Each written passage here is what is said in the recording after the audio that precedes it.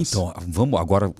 Minha cabeça está explodindo de perguntas Mas eu espero aqui. que eu esteja sendo Não, didático na tá, resposta. lógico, muito. Primeiro lugar, como que você vê Deus? Porque cada um tem dentro de você Uma imagem. uma imagem ou alguma coisa. Como que você vê Deus? Olha, um antigo escritor grego dizia o seguinte: se os animais tivessem deuses e pudessem pintar seus deuses, os cavalos pintariam Deus como cavalos, os bois pintariam Deus como boi. Quer dizer que Deus é uma imagem, era uma crítica aos deuses do Olimpo, porque diziam que... Estou querendo lembrar agora o nome do autor grego que falou isso, daqui a pouquinho vem. Dizia-se que Deus é apenas um fruto da nossa imaginação.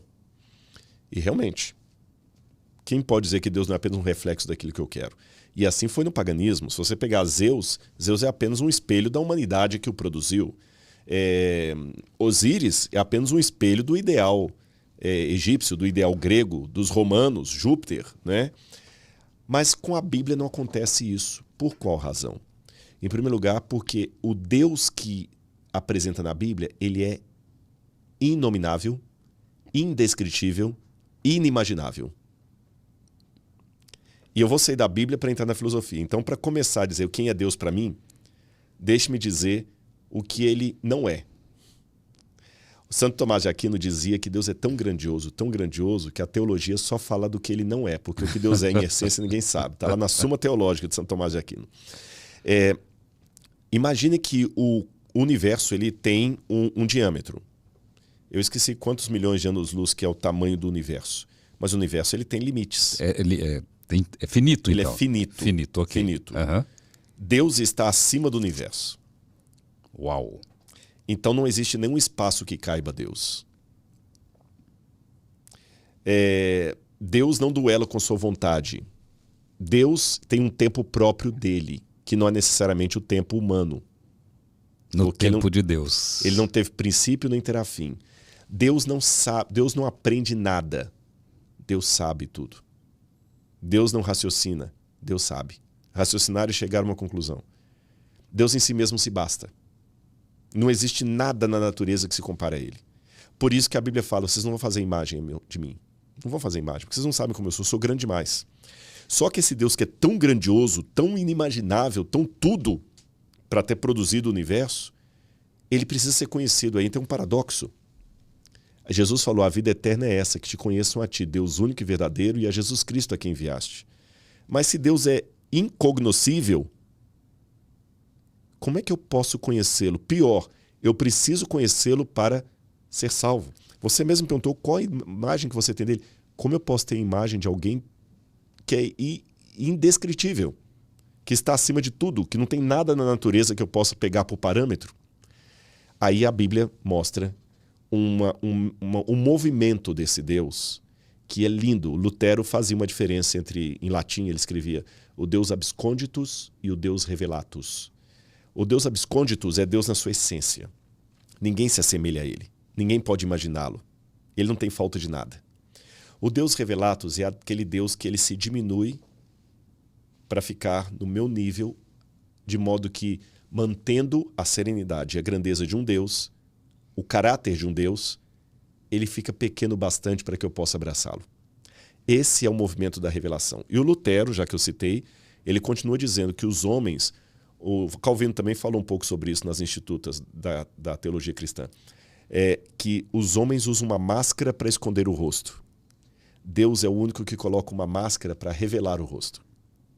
A máscara que oculta o rosto humano revela o rosto de Deus. E essa máscara foi uma diminuição que Deus fez de si mesmo para que nós pudéssemos entendê-lo. Aí agora eu já saio da teologia judaica para entrar na teologia cristã.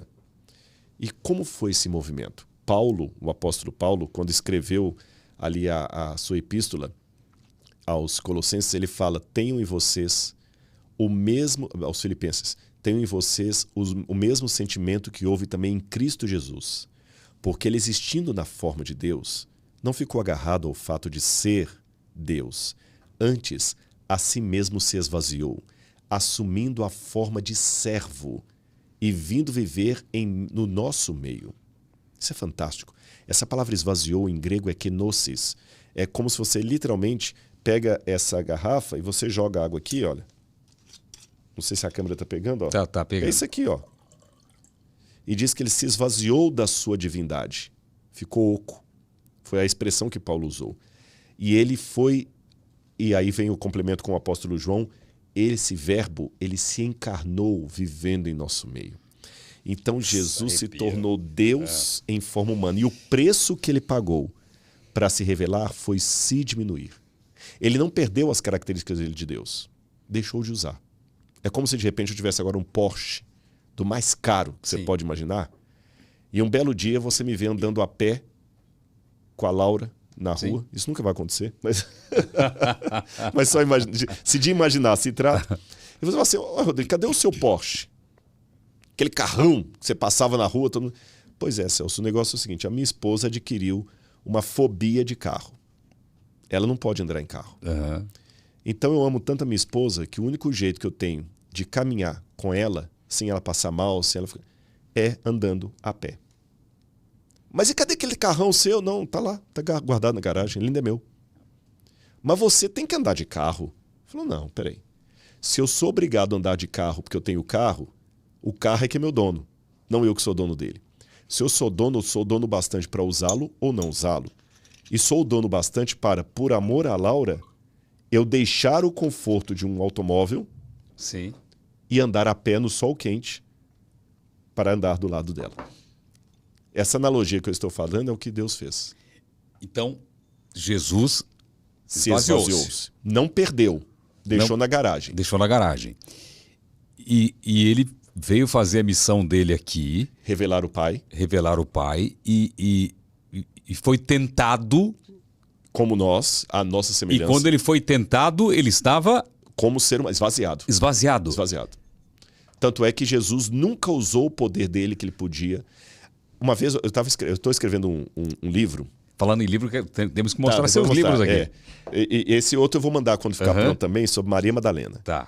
E ali na correção, uma das editoras questionou uma coisa, falou, Rodrigo, mas é tão estranho falar que tem um conflito cósmico do bem e do mal. Não pode ter conflito entre Deus e Satanás. Eu falei, você tem razão. Num aspecto você tem razão, porque Deus é tão poderoso que se Deus lutasse com o diabo usando as forças de Deus, não teria luta. Teria massacre. Imagina o Mike Tyson. Eu e o Mike Tyson. Pronto. Eu vou piorar, você ainda é forte. Vou pegar assim, uma criancinha de 2 anos e o Mike Tyson. Não teria batalha. Vamos ver a luta hoje. Mike Tyson versus um menino de 2 anos. Não tem. Vai ter um massacre. Sim. A menos que o Mike Tyson se torne um menino de 2 anos. Porque Deus não luta com o diabo usando a força dele. Ele usa o caráter dele. Porque se ele usasse a força, não teria conflito. É isso que eu quero dizer.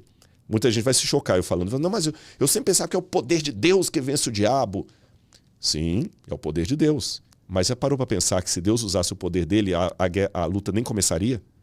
Se Deus usasse o poder dele contra o diabo, a luta nem começaria. Não, e outra coisa, se usasse o poder, como que a gente enfrentaria o dito cujo? O dito cujo. Exatamente. Então o que Deus faz? Deus vence ao diabo, em primeiro lugar, com o seu caráter. Mais do que com a sua força, no sentido de o poder Jedi. Tem gente que pensa na força de Deus como poder Jedi. Sim. É o seu caráter.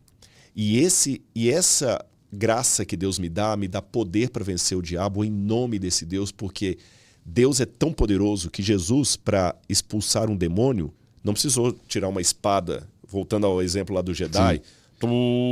Aí o diabo saiu correndo com a espada. Jesus falou assim, sai dele agora. Só a palavra dele já era imbuída de autoridade, de dinamis, que é uma tradução para poder.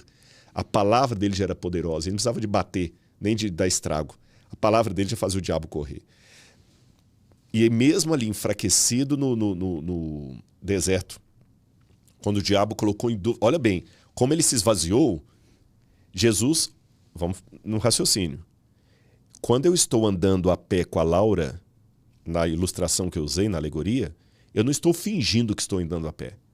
Eu estou literalmente andando a pé com ela. Eu não perdi o carro que eu tenho. ele continua meu. E eu posso usá-lo a hora que eu quiser. Mas por amor a ela, eu deixei de usar algo que ainda é meu. Então eu ando de verdade a pé. Eu não coloco um holograma do lado dela. Jesus, quando se esvaziou e assumiu a nossa natureza, ele não fingiu ser humano. Ele se tornou de fato humano. Ele andou a pé. E o que significa Jesus andar a pé? O que aconteceu com a onisciência dele? Trancou na garagem. E quando chegou aqui, ele fez perguntas honestas. Ele falou, por exemplo, assim, o filho não pode saber nada de si mesmo se o pai não o revelar. Mas ele é onisciente. Por isso que alguns grupos, que eu respeito muito, é apenas uma discordância teológica, não pessoal. Eu tenho muitos amigos que são testemunhos de Jeová, muitos irmãos até os chamaria, mas eu discordo da interpretação dos testemunhos de Jeová que não acreditam que Jesus é Deus. Porque quando eles, e tem outros grupos também, não são só os testemunhos de Jeová, eles não creem que Jesus é Deus, eles só pegam uma parte dos evangelhos onde de fato Jesus parece muito inferior ao Pai. Porque ele fala que ele foi enviado pelo Pai, que ele não sabe nada de si mesmo se o Pai não o revelar. Ele fala que o dia da volta dele nem ele sabe, nem os anjos, não somente o Pai. Ele na cruz, ele não aguenta carregar a cruz até o final. Ele fala que ele foi enviado pelo Pai. O Pai é maior do que eu. Realmente, se eu pegar só esse grupo de Sim, textos... você vai achar que tem uma hierarquia. Hierarquia, Jesus está inferior. Só que eu tenho outros textos que falam, eu e o Pai somos um. Quem me vê a mim, vê o Pai. Então Jesus é Deus? Jesus é Deus. Ele falou, antes que Abraão existisse, eu sou. Essa expressão, em grego, ego eimi, ou ani, em hebraico, esse, né, eu sou, é uma expressão que só Deus podia fazer. Quando ele falou com Moisés assim, Moisés, diga ao povo que o eu sou enviou você. Jesus perdoava pecados. Em última instância, todo pecado é contra Deus. Então eu posso te perdoar uma falta que você cometeu contra mim. Eu não posso perdoar por você uma falta que você cometeu contra o seu tio. Sim, concordo. E Jesus perdoava pecados que foram cometidos contra outras pessoas. Então ele era Deus. Por isso que os judeus pegaram pedra e queriam jogar pedra nele. Então Jesus era Deus, só que ele é Deus, mas de que maneira? Deus revelatus. Lembra o adultério? Deus absconditus? Ele deu um rosto para o Pai. Ele deu uma forma para o Pai. Ele tornou o Pai mais próximo. Quem me vê a mim, vê o Pai. Por isso que agora, depois de toda essa digressão, eu estou pronto para responder a pergunta que você me fez. Como você imagina Deus? Leia o Evangelho e você vai ter sua resposta.